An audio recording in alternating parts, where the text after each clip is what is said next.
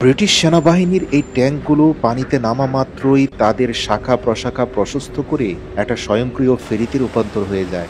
অতঃপর যুদ্ধ চলাকালীন সময়ে যে কোনো ধরনের গোলা, কামান অথবা মিলিটারি সরঞ্জাম পরিবহন করতে সক্ষম। আজকে তারা একটা দ্বীপের মধ্যে আটকে পড়া মানুষকে সাপোর্ট দিতে এসেছে। মূলত এই দ্বীপের সাথে সংযোগ স্থাপনকারী যে ব্রিজটা, সেটা মারাত্মকভাবে ক্ষতিগ্রস্ত হয়ে ঝুঁকিপূর্ণ হয়ে পড়ায় এখন এখানকার মানুষদের যাতায়াতে বিশাল সংকট তৈরি হয়েছে। তাই 10 বছর পূর্বে যে ফেরি ব্যবস্থাটা বন্ধ হয়ে গিয়েছিল, সেখানে তাৎক্ষণিকভাবে মানুষদেরকে সাহায্য করার জন্য ব্রিটিশ সরকার এই সেনাবাহিনীদেরকে তাদের সেনাবাহিনী পরিচালিত ফেরি ব্যবস্থা চালু করার পরামর্শ দেয়। আপনারা দেখতে পাচ্ছেন যে একে একে প্রত্যেকটা যান পানিতে নেমে যাচ্ছে তাদের শাখাগুলো আনফোল্ড করে। এগুলো চিকন গাড়ি হয়ে এসেছিল, কিন্তু পানিতে নামার আগে প্রশস্ত হয়ে গিয়েছে। এই ফেরিগুলো ট্রান্সপোর্ট করা প্রত্যেকটা সেনাবাহিনীর সদস্য অত্যন্ত দক্ষতা এবং যোগ্যতা সম্পন্ন।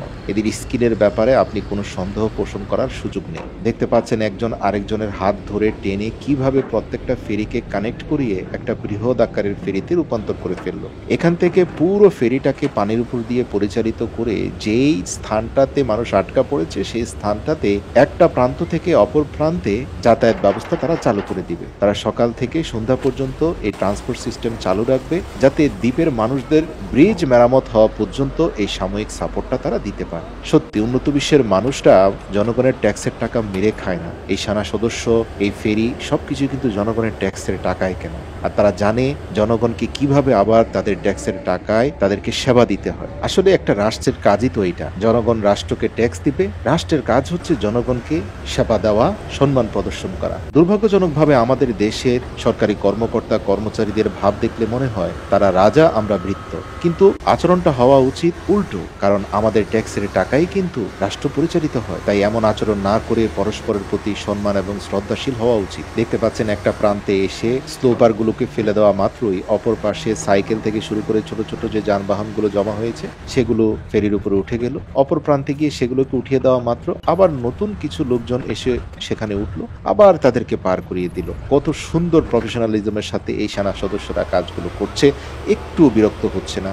সকাল থেকে সন্ধ্যা পর্যন্ত তারা যতদিন ব্রিজটা শেষ না হয় প্রত্যেক দিন তারা এই একই কাজটা করে চলছে এবং মানুষজনও খুব খুশি। আর দেখতে পাচ্ছেন তারা সেফটি প্রিকশন কত সুন্দরভাবে নিচ্ছে। কোনো মানুষ যেন এই ফেরি থেকে ক্ষতিগ্রস্ত না হয়, পড়ে না যায়, ব্যথা না পায়, উঠার রাস্তাটা যেন কষ্টকর না হয়। এবং একজন সেনা সদস্য সামনে থেকে পুরো ফেরিটাকে কন্ট্রোল করার চেষ্টা করছেন বা নিয়ন্ত্রণ করার চেষ্টা করছেন, যদিও প্রত্যেকটা ইঞ্জিনের মধ্যে একজন একজন করে কন্ট্রোলার আছেন। সেন্ট্রাল ভাবে প্রত্যেকেই এটাকে সুন্দরভাবে এক প্রান্ত থেকে অপর প্রান্তে নিয়ে যাওয়ার চেষ্টা করেন, যাতে যে সিভিলিয়ানদেরকে সাপোর্ট দেওয়া হচ্ছে তাদের যেন কোনো কষ্ট না হয়। আর শীতকালীন এই দ্বীপে আসার যে সংস্কৃতি, এটাও যেন বন্ধ না হয়। অর্থাৎ শীতকাল আসলে সাধারণত এই দ্বীপে এসে মানুষজন ক্যাম্পিং করে। এখানকার অঞ্চলটা পাহাড়ি অঞ্চল, তাই মানুষজন এখানে থাকতে পছন্দ করে।